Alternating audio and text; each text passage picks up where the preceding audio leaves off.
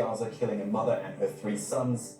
That means now 119 Palestinians, including 31 children, have been killed since the offensive began on Monday. Hamas fired another 220 rockets towards Israel, hitting the city of Ashkelon. At least 8 people have now died in Israel since this conflict escalated. And the Israeli military is deploying troops. Apparent plans for a ground offensive. And the United Nations, Qatar and Egypt are leading the mediation efforts. The Security Council will hold emergency talks on Sunday, while the Secretary General Antonio Guterres has appealed for an end to hostilities. What we are seeing in Gaza and in Israel is spreading. It's being felt, at least, as well in the occupied West Bank. Nida Ibrahim is there for us now in Ramallah. Nida, tell us actually about where you are and what you've been seeing.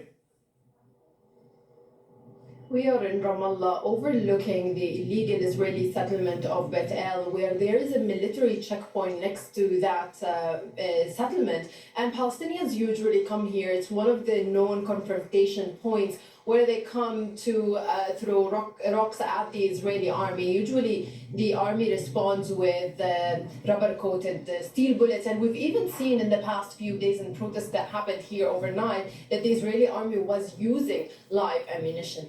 These Palestinians want to show their frustration and their anger at the Israeli occupation and at what's going on in the besieged Gaza Strip. In the few hours ago, we've heard that the Palestinian Health Ministry confirmed that a Palestinian was killed by Israeli fire. The Israeli army says that the man attempted to attack the Israeli soldiers. Now, these Israeli soldiers were in a military post near the illegal Israeli settlement of Ofra. It is northeast of Ramallah. The army says that there was no casualties, no one was injured from the army, and that the Palestinian has attempted to accelerate his car towards the military post, and then he tried to stab the soldiers when they responded by fire and killed him. Now, this is the Israeli narrative. It's often hard to know what's going on in these incidents because Israel has cameras, has army, has all the equipment that can help it to tell us what's going on in the occupied West Bank, while Palestinians do not have that, let's say, luxury. In the past few weeks, we've been seeing an increase in the attacks by Palestinians against the Israeli military in different locations in the West Bank. Nida Ibrahim's reporting from Ramallah there in the occupied West Bank. Thank you for that, Nida. I mentioned this before, the UN Security Council meeting on Sunday to discuss the conflict. There had been calls to meet on Friday. That was rejected, though, by the United States. Earlier, President Joe Biden called for a significant reduction in rocket attacks, but he said the Israeli response was not an overreaction. Our White House correspondent Kimberly Halkett has this update after she asked Press Secretary Jen Psaki whether Palestine and Israel had equal rights to self-defense. All week, the Biden administration has repeatedly underscored in its public statements its belief that Israel has a legitimate right to self-defense and has condemned the rocket attacks by Hamas. So on Thursday at the White House press briefing, I asked the press secretary whether the Biden administration also believes that Palestinians have that same right to self-defense. Here's what she had to say.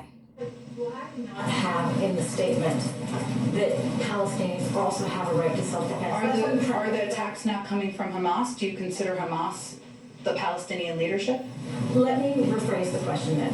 You've repeatedly in the statements condemned the rocket attacks. Mm-hmm. Does the White House, does the Biden administration also condemn the evictions of Palestinians from their homes in occupied? We have spoken to that in our readouts, and certainly our national security advisor has raised, and we have raised at many levels, the importance of addressing the building in these communities, and the fact that in order to move forward and move toward de-escalation, that's an important issue to address. So that has come up. I think we've got to move on and let you wrap.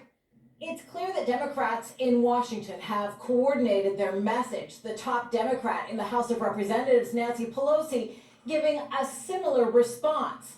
However, President Biden is under increasing pressure from more progressive members of his own Democratic Party who are accusing him of blaming Palestinians for the violence they now face.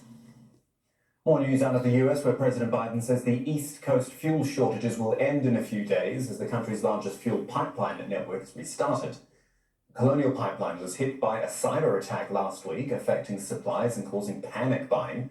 The firm reportedly paid hackers $5 million in untraceable cryptocurrency as a ransom. Patty Culhane reports from Washington, D.C.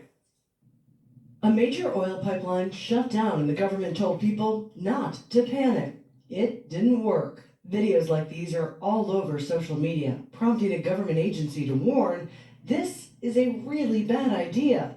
The plastic will melt and bad things can happen. But all along the East Coast, people waited in long lines to get gas, and some stocked up in any container they could find. Again, bad idea. But the panic could soon be subsiding. The pipeline that was shut down after hackers infiltrated the computers of Colonial Pipeline has been restarted. There are reports that the company paid almost $5 million in ransom. It continues to be the position of the federal government, the FBI, that it is not in the interests of the private sector for companies to pay ransom because it incentivizes these actions. And President Joe Biden has signed an executive order demanding that everyone selling software to the federal government has to meet certain cybersecurity standards. But Biden says he can't make private companies do the same. Private entities are in charge of their own cybersecurity. And we know what they need. They need greater private sector investment in cybersecurity. And that's why we launched a new public-private initiative in April. Even with the oil flowing again, it will take days or weeks to refill the tanks. With half of all gas stations dry in Georgia, almost 70% in North Carolina, and almost 73% in Washington, D.C., as people continue to panic buy and more stations run dry, reinforcing the idea that there is